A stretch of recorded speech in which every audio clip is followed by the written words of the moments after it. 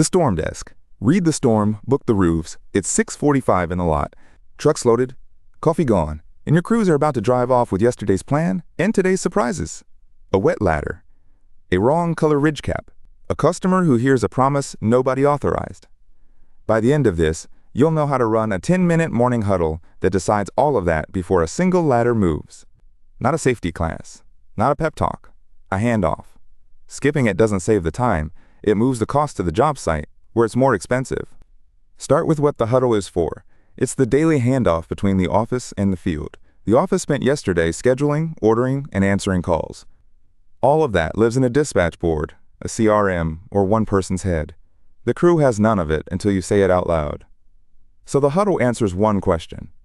What does this crew need to know before ladders move, before a customer gets a promise, and before anyone steps onto a slope? 6 blocks, 10 minutes. Here's the spine, run the same way every morning until it's muscle memory. Day map, safety and weather, scope and materials, documentation, blockers. Closeout. The times are a guide, not a stopwatch. 1 crew, on a simple morning, you run it in 4 minutes. 5 crews in 3 lanes, you use every second, and the clock is what saves you. Protect the ceiling. The day you let it run 20, the crew decides it's optional.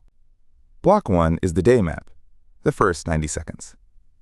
Put every person in the right truck, the right address, the right first move. For each crew, land it fast. Address and first stop. Crew, lead by name. Customer contact. The work lane, meaning what the crew is allowed to decide when they arrive. Inspection, repair, tear off, tarp, estimate, or callback. That word is the one most often left vague. Go check out the Henderson place. Tells a crew nothing. A crew on an inspection lane should never sound like a crew on a sales lane. Name the lane for every stop. Block 2. Safety and weather, the trade's headline risk. Most of the danger sits in the first hour.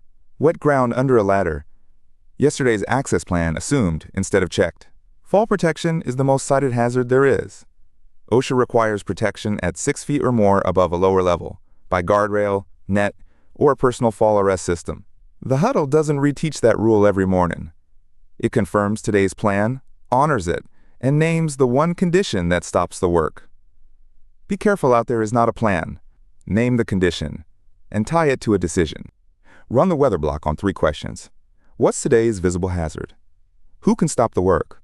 What condition triggers a call? Then the real conditions. Overnight rain, footing's wet, no ladder until the lead checks it. Heat in the danger range, so water, scheduled shade, and ease in the new guys. Storms after lunch, run the lightning rule. Thunder within 30 seconds of a flash, everyone off the roof, and nobody climbs back for 30 minutes after the last thunder. The Weather Service says more than half of lightning deaths happen after the storm looks over. Here's the line that keeps the huddle honest. It reinforces your safety program. It does not replace it. OSHA's construction training standard requires the employer to instruct each worker in recognizing and avoiding unsafe conditions. A 10-minute stand-up can't stand in for required training, a competent person's judgment, or a written program. If a topic needs real teaching, schedule a weekly toolbox talk on one core skill like fall arrest setup. And a forecast tells you what to respect. It never proves a roof is safe to work without the lead's eyes on the actual conditions. Block 3. Scope and materials, and this one protects margin, not just the customer. Separate 3 things for each job. What the crew is authorized to do. What it's not authorized to do. What material or tool has to be confirmed on the truck before work starts. A repair crew may replace a pipe boot, but not tear into the field because something looked bad. Every minute on unsold work is a minute that doesn't bill. Spotted extra work goes to a photo and a call, not a freebie. Block 4 is where good jobs quietly become hard to defend. The work can be flawless and the file a mess. Tell each crew exactly what record the office expects and where it goes. Wide context shots before any close-up. Before and after of each work area. A label shot where the product matters. Then the field everyone skips, the upload owner. Take photos is not an instruction. Marcus uploads to the Maple Street record before you leave is. And train the wording. A photo shows a condition. It does not prove cause. Block 5. Blockers, and there's exactly one rule. Every blocker gets one owner and one deadline. Missing material, wrong color or fastener, Unconfirmed access, a customer who isn't home. If a thing has no owner, it isn't a blocker. It's background noise, and it doesn't get airtime. Don't solve it live. The moment the Huddle tries to fix a problem in front of everyone, the clock blows and 3 crews stand in the lot. Daniel owns the Ridgecat mismatch by 8:15. Maria owns Oak access by 8:30. Block 6. Closeout, and the last minute is mechanical on purpose. The leader reads back, fast, and the crews confirm. Crew lead, first job and first action. Today's named hazard, and its stop work trigger. Documentation owner, first escalation contact. If you can't close in 1 minute, the agenda drifted earlier and you'll feel it here. The readback is not redundant. People remember a discussion and forget the decision. The readback makes the decision the last thing they hear before they roll. Now the line that's cost real roofing companies real money. When the work touches storm damage, the temptation is to play the homeowner's champion against the insurer. Don't let that talk leave a porch.